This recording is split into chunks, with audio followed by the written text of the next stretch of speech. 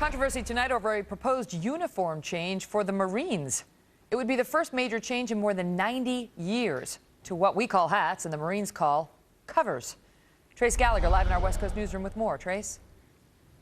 And it turns out, Megyn, the Marines conducted a small group survey, and the men want to keep their hats and the women want to keep their hats. I mean, the men have been wearing these types of hats since 1922. The women wore similar hats, but over the decades, they found out they were too uncomfortable. So in 2004, they switched to this type. Now the Department of Defense wants to have a unisex hat. So the Marines did an online survey. They won't say with who, but the top unisex choice was the female hat. The Marines say, quoting here, the improved female cap is very similar to the uniform cap worn by Sergeant Major Daniel Daly, who won the Medal of Honor twice from 1904 to 1918, and would make an acceptable universal cap for all Marines. So they then went back to their small group survey, and the female hat won again, just barely. Now they're going to give all Marines a chance to weigh in. But here's the thing, and check this out. The male cap, if you look at this, costs $32, right? The female cap costs $82.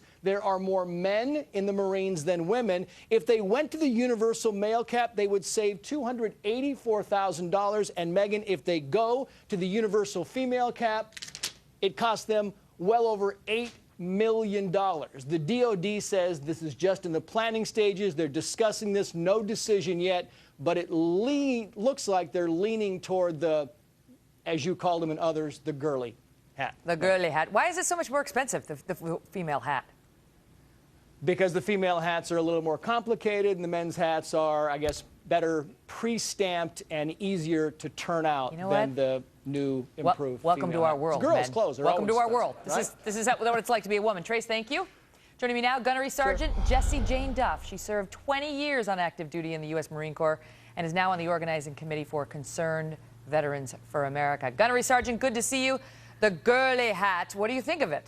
I'm appalled that the Department of Defense finds that gender-neutral uniforms is their priority right now. Meanwhile, we aren't able to pay the death benefits of our Marines and soldiers killed on the battlefield last week during a shutdown. When did they have time to come up with hats? This, to me, is appalling. Women need a distinct identity. We are already very elite. We are the fewer and the prouder. Why would you want us to blend in with the men? The men are almost 95% of the entire Marine Corps. I think they need to attain their identity, keep their identity, and be the manly men that they are, and the females need to remain female. Was this some problem when you were on active duty where the men and women sitting around saying, you know, like, if only we could get better hats?